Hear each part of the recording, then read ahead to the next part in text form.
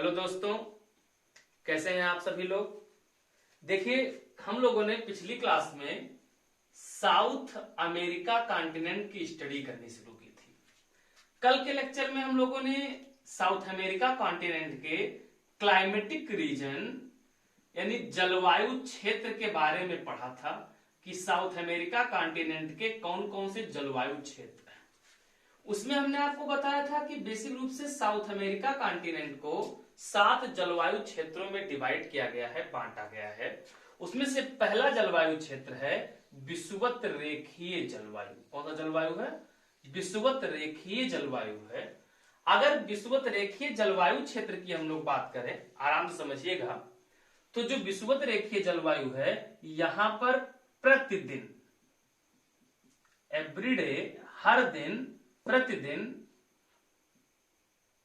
Conventional rainfall, संवहनीय वर्षा होती। कल हमने आपको बताया था कि दोनों ओर से आने वाली जो ट्रेड विंड्स हैं वो इक्वेटर पर आकर के गर्म होकर के ऊपर की ओर उठेंगी, ठंडी होंगी और दोपहर के बाद क्या करेंगी? संवहनीय वर्षा कराएंगी। तो जो विषुवत रेखीय जलवायु प्रदेश होती है इसमें कन्वेंशनल रेनफॉल, संवहनीय वर्षा होती है।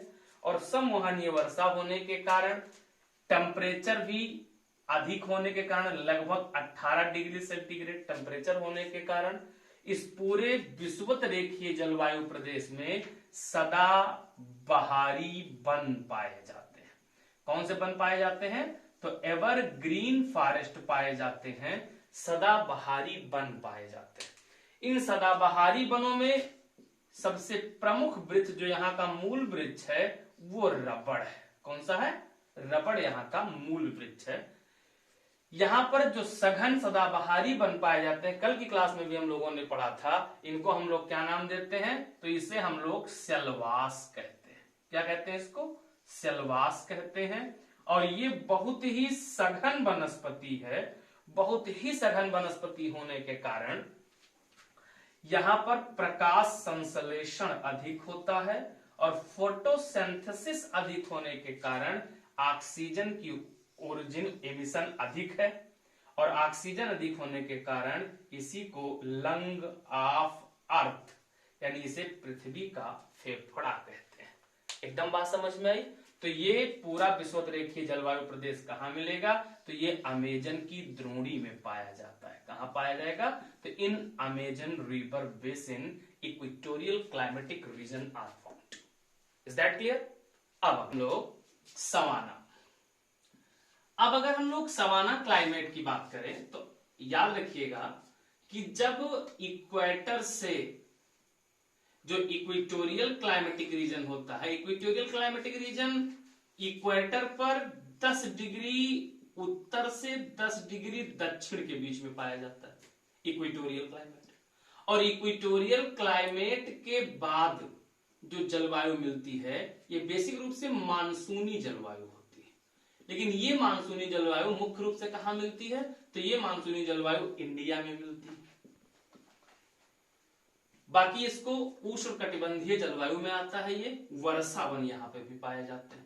लेकिन जैसे मानसूनी जलवायु से आगे हम लोग बढ़ते हैं तो वहां पर हम लोगों को ट्रॉपिकल ग्रासलैंड मिलता है, उष्णकटिबंधीय घास के मैदान मिलते हैं। और ऐसे ट्रॉपिकल ग्रासलैंड को ही कहा जाता है सवाना। क्या नाम देते हैं? सवाना कहते हैं। और जो ये सवाना का रीजन होता है, जो सवाना का क्षेत्र होता है, ये सवाना का क्षेत्र, इसमें सबसे खास बात ये है कि इसमें वर्ष के अधिकांश महीने कैसे रहते हैं? सूखा रहता है, यानी ड्राई रहता है। वर्षा या तो नहीं होती है और अगर होती भी है तो अत्यल्प होती है। वर्षा जो होती भी है वो ग्रीष्म ऋतु में यहां वर्षा होती है, गर्मी में वर्षा होती है। जो सवाना जलवायु प्रदेश होता है इसमें घास के मैदान पाए जाते हैं। और जो घास के मैदान पाए जाते हैं ये घासें टाल होती हैं, लंबी लंबी घासें होती हैं। और जो घासें होती हैं इनमें यत्र तत्र ट्रंक वाइड ट्री यानी चौड़े पेड़ पाए जाते हैं।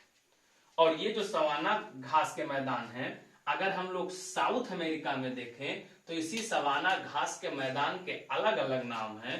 जो सवाना घास का मैदान गुयाना के पठार, कल पढ़ा था, ये कौन सा पठार है? गुयाना का।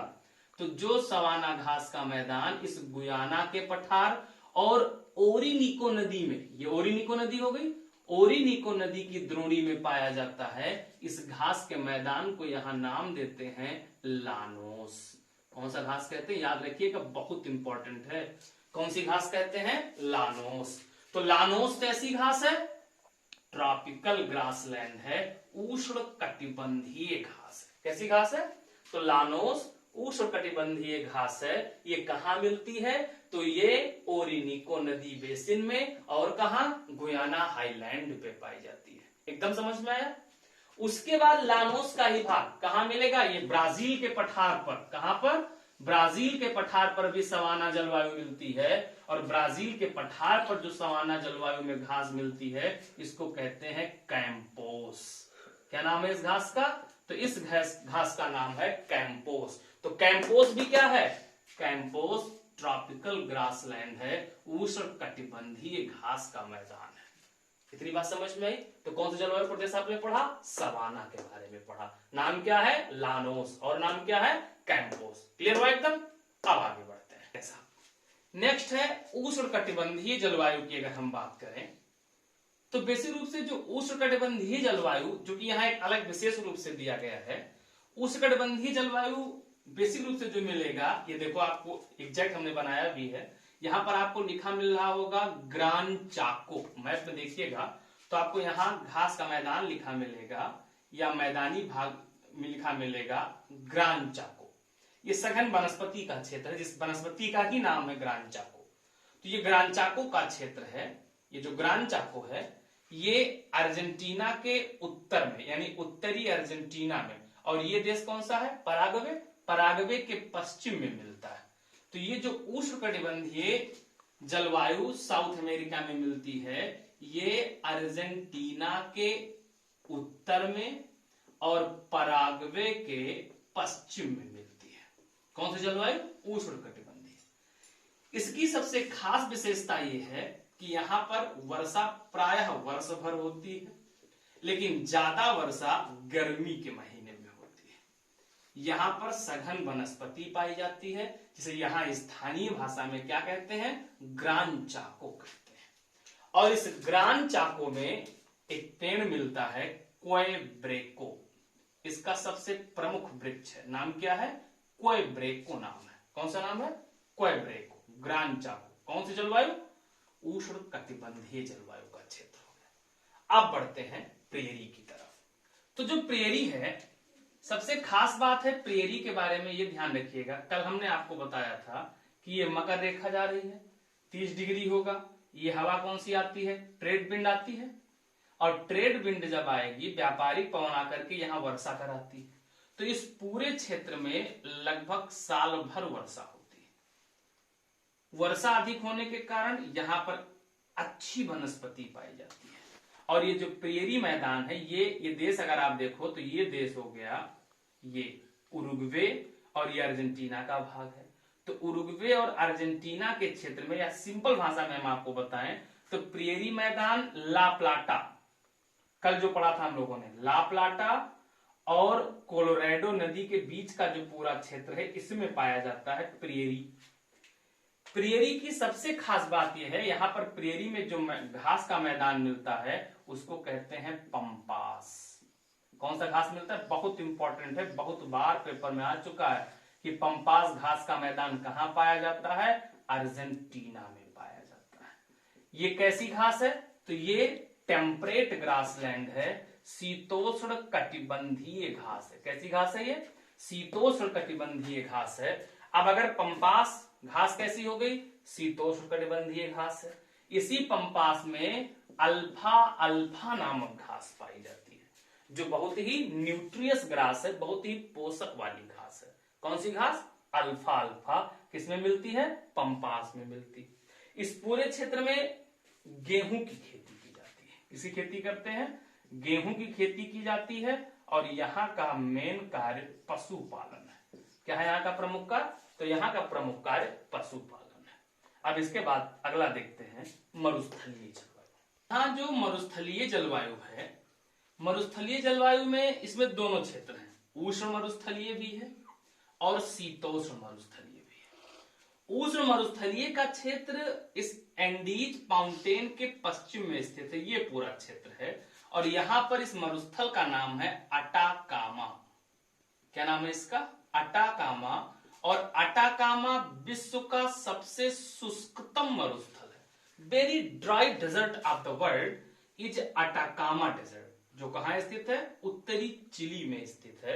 ये अटाकामा मरुस्थल है। इसी अटाकामा मरुस्थल में ये जो क्षेत्र है, ये यहाँ एक शहर है, एक जगह है, उसका नाम है अरिका। और ये सबसे शुष्क क्षेत्र में शामिल है। किसमें शामिल है? सबसे ड्राई क्षेत्र में शामिल है। ये हो गया अटाकामा। इसी अटाकामा में नाइट्रेट मिलता है। क्या पाया जाता है? तो इसी अटाकामा में नाइट्रेट पाया जाता है। यहीं चिली में इस क्षेत्र में एक पठार है, जिस पठार का नाम है चुक्की का माता पठार। और ये चुक्की का माता पठार पूरे विश्व में तांबे के उत्पादन के लिए प्रसिद्ध है। यानी इस प्लेट्यू को तांबे की राजधानी कहा जाता है। क्या बोलते हैं इसको? तांबे की राजधानी बोलते हैं। तो ये कौन सा मरुस्थल हो गया? अटाकामा। कैसा मरुस्थल है? उष्ण मरुस्थल है, ट्रॉपिकल डेजर्ट है। और अगर मरुस्थल है तो ऑटोमेटिक यहाँ वर्षा कैसी होगी? अत्यल्प वर्षा होती है। इसमें नागफनी के वृक्ष पाए जाते हैं और यत्र तत्र ओयासिस मिलता है। ओयासिस का मतलब हो गया मरु उद्यान पाया जाता है। उसके बाद जो शीतोष्ण मरुस्थलीय जलवायु है, यहां पर जो शीतोष्ण मरुस्थल है, ये शीतोष्ण मरुस्थल है, ये एंडीज के कारण ये लीवार्ड रीजन में आ जाता है। एक बात समझ आते हैं आपको, यहां ध्यान दीजिएगा। ये माउंटेन है, अगर ये हवा आती है तो ये जो क्षेत्र होगा, ये पूरा रीजन जो होगा, ये क्षेत्र हो जाएगा विंडवार्ड में, जिसको हिंदी में बोलते हैं हम लोग पवनाभिमुखी क्षेत्र। और पवनाभिमुखी का मतलब होता है पवन की दिशा में स्थित क्षेत्र। और जो क्षेत्र पवन की दिशा में होता है उसमें वर्षा अधिक होती है। लेकिन जो लीवार्ड रीजन होता है, ये बताया था हमने आपको, लीवार्ड का मतलब होता है पवनापमुखी क्षेत्र। तो जो पवनापमुखी क्षेत्र हो जाता है, उस पवनापमुखी क्षेत्र में वर्षा कम हो जाती है। इसलिए ये जो रीजन है, ये लीवार्ड रीजन है, पवनापमुखी क्षेत्र है। इसलिए यहां वर्षा बहुत कम होती है। और यहां पर जो शीतोष्ण कटिबंधीय मरुस्थल मिलता है, उसको बोलते हैं पैंटागोनिया का मरुस्थल। कौन सा मरुस्थल बोलते हैं? पैंटागोनिया का मरुस्थल बोलते हैं। ये बात एकदम क्लियर समझ में आई? चलिए अब देखते हैं भूमध्य सागरीय जलवायु। अगर हम लोग ग्लोब पर जाएं तो ग्लोब पर दोनों गोलार्धों में, ये 0 डिग्री हो गया, दोनों गोलार्धों में 30 से 45 अक्षांश के मध्य। कितने अक्षांश के मध्य? 30 से 45 अक्षांश के मध्य महाद्वीपों के पश्चिमी तट पर। किस कोस्ट पर? तो पश्चिमी तट पर जो जलवायु पाई जाती है, उस जलवायु को कहते हैं भूमध्य सागरीय जलवायु। कौन सी जलवायु कहते हैं? भूमध्य सागरीय जलवायु कहते हैं। कितने अक्षांश के मध्य? 30 से 45। याद रखिएगा, बहुत बार पेपर में से क्वेश्चन आ चुका है। तो 30 से 45 अक्षांश के मध्य दोनों गोलार्धों में महाद्वीपों के पश्चिमी तट पर जो जलवायु पाई जाएगी, वो कौन सी जलवायु होगी? भूमध्य सागरीय जलवायु पाई जाती है। इसीलिए मध्य चिली में, सेंट्रल चिली में जो जलवायु पाई जाती है, वो जलवायु कौन सी होगी? भूमध्य सागरीय जलवायु पाई जाती है। भूमध्य सागरीय जलवायु की एक खास विशेषता यह है कि इसमें गर्मी शुष्क होती है और वर्षा हमेशा और हमेशा ठंडी में होती है, जाड़े में वर्षा होती है। इसमें प्रायः जितने भी खट्टे और रसदार फल होते हैं, जितने भी खट्टे रसदार फल होते हैं वो इसी भूमध्य सागरीय जलवायु क्षेत्र में पाए जाते हैं। यहाँ का सबसे प्रमुख वृक्ष जो मिलता है वो है अंजीर। क्या मिलता है? अंजीर पाया जाता है। अब अंतिम जलवायु प्रदेश देखते हैं, कौन सा? शीतोष्ण महासागरीय जलवायु। महासागरीय जलवायु में देखो नाम ही लिखा है शीतोष्ण। शीतोष्ण का मतलब है शीत प्लस उष्ण, लेकिन खास बात यह है कि 45 डिग्री के भी दक्षिण में होने के कारण यहां पर शीतलता ज्यादा रहती है, इसलिए ये क्षेत्र वर्ष भर लगभग अनुकूल तापमान रहता है, ठंडा तापमान रहता है, शीतलता रहती है। और यहाँ पर साल भर हल्की फुहार पड़ती रहती है, वर्षा होती रहती है, इसलिए यहाँ पर वनस्पतियां भी अच्छी पाई जाती हैं। और ये पूरा क्षेत्र जो ये चिली का दक्षिणी भाग है, इसकी जलवायु कौन सी हो जाती है? शीतोष्ण महासागरीय जलवायु हो जाती है। तो ये हो गया साउथ अमेरिका कॉन्टिनेंट का सातों कौन सा क्षेत्र? जलवायु क्षेत्र। एक बात यहां ध्यान दीजिएगा कि जो ये एंडीज का क्षेत्र है, इस एंडीज के क्षेत्र पर जो भी क्षेत्र है, इसमें जो वन पाए जाते हैं उनको पर्वतीय वन की श्रेणी में रखा गया है, माउंटेनियस फॉरेस्ट की श्रेणी में रखा गया है, इस एंडीज श्रेणी को। इतनी बात समझ में आई? अब हम लोग देखते हैं कि यहाँ का एग्रीकल्चर क्या है, कृषि कार्य क्या है, और यहाँ पर खनिज कौन कौन से हैं। तो चलिए इसको अपडेट करते हैं। इसमें अगर हम लोग एग्रीकल्चर की बात करें तो देखिए हम सबको ये पता है कि साउथ अमेरिका का उत्तरी भाग पूरा का पूरा ट्रॉपिकल रीजन में है। तो ट्रॉपिकल रीजन में होने के कारण इसमें उन खाद्यान्नों की खेती आसानी से हो जाएगी जो ट्रॉपिकल क्लाइमेट में आसानी से हो सकते हैं। लेकिन दक्षिणी भाग चूंकि टेम्परेट क्लाइमेट में आता है, टेम्परेट जोन में आता है, तो टेम्परेट में होने के कारण, शीतोष्ण में होने के कारण, क्योंकि ये टेम्परेट रीजन में है, शीतोष्ण में है, तो इसमें उसकी खेती आसानी से हो जाएगी जिनको शीत और उष्ण दोनों प्रकार के समय चाहिए, शीत भी चाहिए, उष्ण भी चाहिए। इसीलिए इस पूरे टेम्परेट रीजन में गेहूं की खेती की जाती है। किसकी खेती की जाएगी? तो यहाँ गेहूं की खेती की जाती है। जो ट्रॉपिकल रीजन है, इस ट्रॉपिकल रीजन में इसमें आराम से गन्ने की खेती होती है, इसमें गन्ना उगाया जाता है। याद कीजिए कल की क्लास में हमने आपको बताया था साहब कि ये जो पूरा का पूरा क्षेत्र है, ये पूरा क्षेत्र है जिसे हम लोग ब्राजील का पठार कहते हैं। इस ब्राजील के पठार पर कहवा की खेती की जाती है। किसी खेती करते हैं तो कॉफी की खेती की जाती है, कहवा की खेती की जाती है। और इसी ब्राजील के पठार पर कहवा के साथ साथ और किसकी खेती करते हैं? तो कोको की खेती की जाती है। किसकी खेती करते हैं? कोको की। इसी पूरे क्षेत्र में, ब्राजील के क्षेत्र में और किसी खेती करते हैं? कपास की खेती की जाती है। और खास करके कल हम लोगों ने पढ़ा था कि अमेजन रिवर बेसिन में क्या मिलेगा? रबड़ इसका प्रमुख वृक्ष है। तो यहाँ किसी खेती करते हैं? रबड़ की खेती की जाती है। तो मेन रूप से जो एंडीज और इस पठार के बीच का पूरा भाग है, इसमें किस किस की खेती करेंगे? मक्का, गेहूं, गन्ना, कहवा, कोको, कपास और रबड़ की यहाँ मुख्य रूप से खेती की जाती है। कहां पर? साउथ अमेरिका कॉन्टिनेंट में। इसमें मेन रूप से कौन सा देश है? ब्राजील।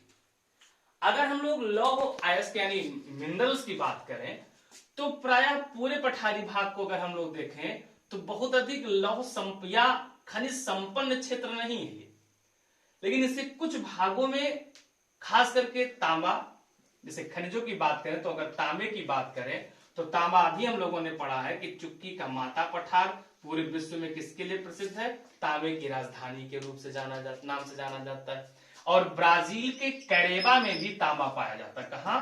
तो ब्राजील के कैरेबा में भी तांबा पाया जाता है। अगर हम लोग लौह अयस्क की बात करें तो लौह अयस्क ब्राजील के मिनास गरेस में और कहां? पारा में पाया जाता है। कहां? तो ब्राजील के मिनास गरेस और पारा में क्या मिलेगा? लौह अयस्क मिलता है। अब अगर लौह अयस्क मिलता है तो ब्राजील में कौन सा उद्योग संपन्न हुआ होगा? आयरन एंड स्टील कंपनी, यानी लौह इस्पात उद्योग का विकास अधिक हुआ। कहा? ब्राजील में।